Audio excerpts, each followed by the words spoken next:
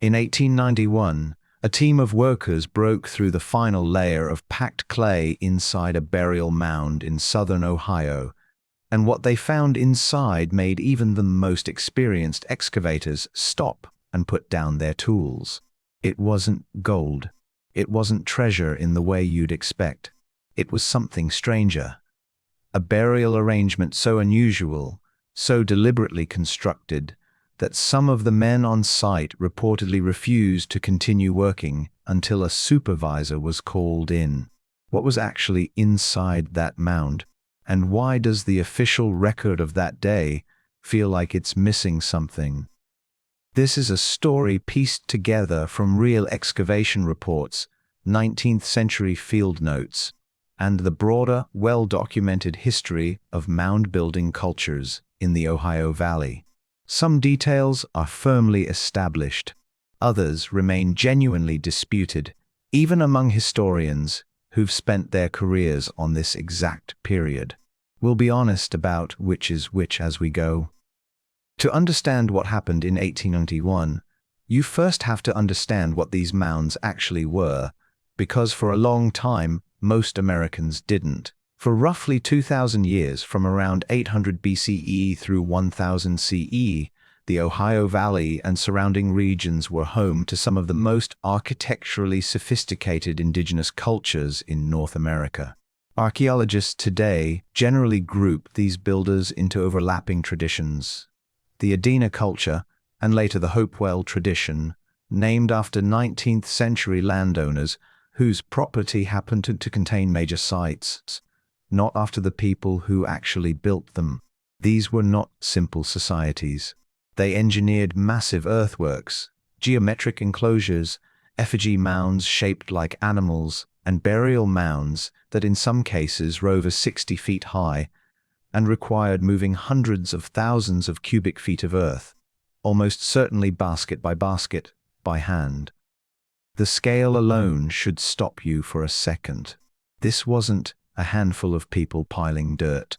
This was coordinated, generational labor, communities organizing across years, sometimes decades, to build structures whose purpose blended the practical and the sacred in ways we still don't fully understand. Oral traditions among various indigenous nations with ancestral or historical ties to the region have long described these earthworks as sacred ground, places tied to ceremony, memory, and the honoring of the dead.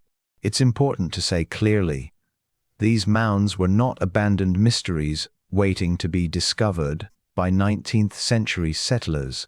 They were, and remain, meaningful sites collecting indigenous communities and their histories, even where specific tribal affiliations to individual mounds are debated by historians due to the long span of time and displacement involved.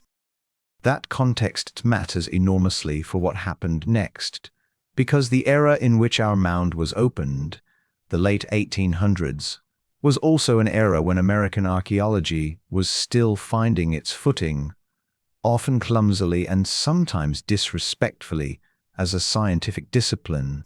Digging into a mound in 1891 was not treated with the same ethical framework we'd expect today.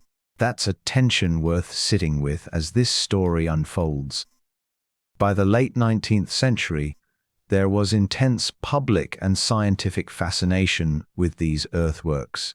One theory, popular at the time and now firmly rejected by modern archaeology, held that the mounds must have been built by some vanished, non-indigenous mound builder race. A myth historians now recognize as being tangled up with the racial attitudes of the era, used at times to dismiss the achievements of indigenous peoples. It took serious institutional pushback to correct this. The Smithsonian's Bureau of Ethnology, under the direction of archaeologist Cyrus Thomas, conducted a massive survey throughout the 1880s that ultimately debunked the lost race myth conclusively, demonstrating through careful fieldwork that the mounds were in fact built by the ancestors of indigenous peoples still living in and connected to the Americas. So by 1891, the year our mound was opened, that scientific correction was still recent enough that plenty of local excavators, landowners, and amateur antiquarians hadn't fully absorbed it, which raises an uncomfortable question we'll need to keep circling back to. Who was actually doing the digging that year, and were they doing it for knowledge or for something else? The mound itself sat on farmland in southern Ohio, in a region dense with earthworks, the kind of landscape where, even today, a farmer plowing a field might turn up flint tools or pottery fragments without much surprise. According to local township records and later historical society accounts, the mound had stood largely undisturbed for generations, a low grass-covered rise that locals generally knew to leave alone, though not necessarily out of formal legal protection. There was little of that in 1891, bout of a kind of long-standing rural custom. That changed in the spring of 1891, when a small group did later regional historical accounts as a mix of local landowners and self-styled relic hunters decided to open the mound themselves, reportedly without waiting for or involving any of the more formal, institutionally backed archaeological survey teams active in the region at the time. This detail matters, and it's worth being upfront about it. Unlike a controlled Smithsonian-led excavation, this dig appears, based on surviving second-hand accounts, to have been considerably less rigorous. Fewer notes, looser standards, which is part of why so much of what allegedly happened comes to us filtered, incomplete, and occasionally contradictory. According to accounts published in regional newspapers later that year, accounts that should be read with appropriate caution, since 9th century local journalism often blended fact with embellishment to sell papers, the excavation team worked several feet of packed earth over multiple days before reaching what they described as a chamber-like structure near the mound's base. Inside, according to these reports, they found a central burial, a single individual laid in an extended position, surrounded by an unusually large collection of grave goods. Reports mention worked copper ornaments, a material that Hopewell-era communities are well documented to have obtained through extensive long-distance trade networks, stretching as far as the Great Lakes region. They also mention worked flint, shell beads likely originating from the Gulf Coast, again consistent with known Hopewell trade patterns, and more unusually, what one account called a series of smaller burials arranged in a deliberate circular pattern around the central figure. That detail, a deliberate circular arrangement of secondary burials, is where the story starts to diverge from a fairly typical mound excavation into something the newspapers of the time treated as genuinely startling. Multiple mound excavations across the region in this era did reveal multiple burials, sometimes added to a mound over generations. But the specific claim of a symmetrical, intentional arrangement, if accurately reported, would suggest something more ceremonially significant than a simple accumulation of burials over time. Was this pattern real, precisely as described? Or was it, at least in part, the product of excited, untrained excavators seeing order where the truth was messier? That's a question modern archaeologists, working from incomplete records, still can't fully answer. What makes this case stand apart from countless other 19th century mound openings is what allegedly happened after the initial discovery. According to the same regional newspaper coverage, broken dramatically within days. Not the excavation was complete, but in the words of one account, several of the willing to continue. The reporting from this treated carefully, since sensationalized reasons in that era's journalism, but the practical explanation in more sober historical societies summaries decades later was whether disputes over who had rights to the artifacts being uncovered, and as with so many amateur digs of the period, a basic lack of funding and organization to see the work through properly. Whatever the true reason, the excavation was reportedly never completed to the standard that a trained archaeological team would have insisted on. Some artifacts were removed and dispersed into private collections, a common and, from a modern ethical standpoint, deeply troubling practice at the time. Others were reportedly left in place, and the site was partially backfilled. That incomplete ending is in many ways the real mystery here, not some sensational secret, but a maddening historical loose thread. A site opened, partially documented, partially looted, partially reburied, and then largely left alone by professional archaeology for years afterward. If you find yourself as fascinated as I am by the gap between what these excavations actually found and what properly recorded for history, this is exactly the kind of this channel exists to dig into. Subscribe now, because what state and federal investigators eventually did document about this mound decades later raises just as many questions as the original 1891 dig. So what does the more rigorous historical and an archaeological record actually tell us? This is where we need to slow down and separate established fact from local legend. The Ohio Historical Society, now known as the Ohio History Connection, has over the past century conducted far more systematic surveys of mound sites across the state, including follow-up work at sites with troubled or incomplete excavation histories. In cases, professionally conducted digs revisited sites first opened by 19th-century amateurs.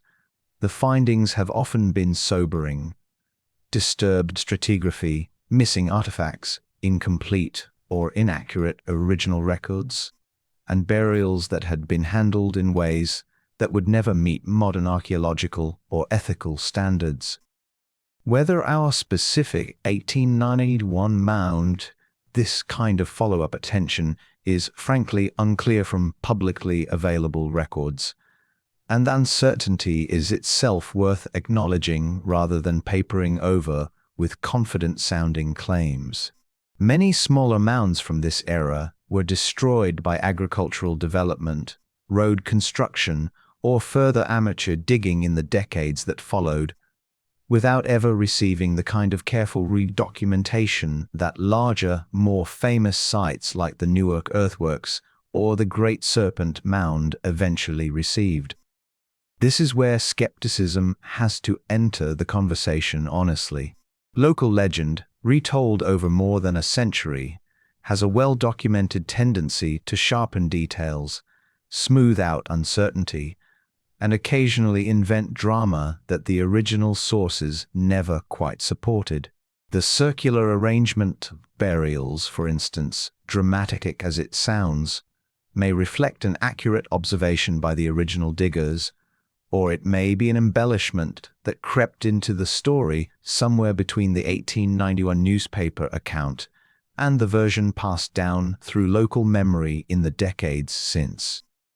There's also a more mundane, and arguably more important, layer of skepticism worth raising: the ethics of the original dig itself. Even if every detail of the copper ornaments, the shell beads, and the burial arrangement is accurate, we're still talking about a burial site, a place where real people were laid to rest by their community according to practices meaningful to them, being opened by untrained excavators seeking curiosities or profit rather than knowledge. Contemporary archaeologists and indigenous advocacy organizations have been increasingly vocal, particularly since the passage of federal protections like the Native American Graves Protection and Repatriation Act in 1990, about the harm caused by exactly this kind of undocumented, non-consensual excavation throughout the 19th and early 20th centuries. So even where the historical record is thin on hard facts, it's thick with uncomfortable truth. Sites like this one represent real loss, not just of artifact into private hands and largely lost to research, but of context. of the ability for descendant communities and historians alike to ever fully understand what that burial meant to the people who built it. What official records can tell us with more confidence? The broader Hopewell burial tradition, well documented at dozens of professionally excavated sites across Ohio, did frequently involve elaborate grave goods, evidence of extensive trade works, and burial practices that suggest complex structural beliefs about status, kinship, and the afterlife. Whatever was inside our 1801 mound almost certainly fit within that broader, genuinely remarkable tradition, even if the precise details of that particular day have been blurred by time, incomplete records, and more than a century of retelling. There's a thread here worth pulling on carefully, because it connects our mound to something much larger without requiring us to overstate the connection. Elsewhere in Ohio, that received far more rigorous, modern archaeological attention, including significant work at the Hopewell Connection Historical Park near Chillicothe. Researchers have documented burial practices involving multiple individuals interred with elaborate goods, often arranged with clear intentionality around a central figure believed to hold particular social or spiritual significance. These findings come from carefully controlled, professionally conducted excavations using modern documentation standards that simply didn't exist in 1891. If the newspaper accounts of our mound's circular arrangement are even roughly accurate, they would align with patterns that professional archaeology has independently confirmed at other, better documented Hopewell sites. That's worth pausing on. It doesn't prove every detail of the 1891 account, but it does suggest that whoever wrote those original newspaper may have been describing something genuinely consistent with what we now know about Hopewell mortuary practice, rather than simply inventing sensational details out of thin air. At the same time, we have to hold two things together without letting one collapse into the other. Confirmed archaeological patterns at other Hopewell sites tell us what was generally possible and even common across the culture as a whole. They don't tell us, with certainty, exactly what was inside this specific mound in 1891. Drawing too straight a line between the two would be exactly the kind of overreach that responsible historical investigation has to resist. There's also a quieter parallel worth mentioning: the copper artifacts described in the 1891 reports. Hopewell-era copper working is genuinely remarkable and well documented by archaeologists. Communities in this region obtained raw copper primarily from the Great Lakes area, cold-hammered it into ornamental and ceremonial objects, and traded finished pieces across enormous distances. Confirmed copper artifacts from other Ohio mound sites, held today in institutional collections, including the Ohio History Connection's own holdings, show a level of craftsmanship that continues to surprise researchers evaluating the technological sophistication of these communities. If the 1891 accounts of copper ornaments are accurate, they'd be entirely consistent with this well-established archaeological picture. Consistent, but again not independently confirmed for this specific site, because so much of what was recovered, reportedly scattered into private hands, never catalogued by any institution, and effectively lost to the historical record as a coherent collection. That loss is, in its own way, the real tragedy running underneath this entire story. So what do we actually know, and what remains genuinely uncertain? We know the mound existed, and that it was almost certainly vestas of the Hopewell tradition, a sophisticated and well-documented indigenous culture whose achievements in art, trade, and monumental construction are increasingly recognized by professional archaeology, recognition that led, in 2023, to to the designation of several Hopewell earthworks in Ohio as a UNESCO World Heritage Site. A fitting acknowledgement of just how significant these achievements truly were. We know that in 1891, a group of local excavators opened the mound under circumstances, by any modern standard, would be considered ethically troubling and archaeologically inadequate. We know regional newspapers reported striking details: copper ornaments, shell beads, a deliberately arranged group of burials, details that, while impossible to fully verify today, are at least broadly consistent with confirmed patterns from other, better documented Hopewell sites. And we know that the excavation was reportedly left incomplete, its artifacts scattered, its full findings never properly catalogued by any institution equipped to preserve and interpret them for future generations. That incompleteness isn't a satisfying twist ending. It's simply the truth about how much of America's early archaeological history actually unfolded, messily, driven as often by curiosity or profit as by genuine scholarship, and leaving behind more questions than answers. Maybe that's the most honest thing this story can offer. Not a solved mystery, but a reminder of everything with the chance to properly understand. A burial. A set of beliefs about death and the afterlife that mattered enormously to the people who built that mound, reduced now to a handful of newspaper columns and a scattering of artifacts in collections nobody fully tracked. Was there truly a deliberate circular pattern of burials inside that Ohio mound? Was the site even more remarkable than the surviving records suggest? Or did more than a century of retelling add drama that was never really there? We may never know for certain. And perhaps the more important question isn't what was physically inside that mound, but what we as a society chose to do and failed to do once we opened it. What do you think really happened inside that mound in 1891? And what do you think it says about how history has treated sites like this one? Let me know your thoughts in the comments. I read every one of them. And if you want more carefully researched deep dives into the mysteries buried in America's past, make sure you're subscribed so you don't miss the next one.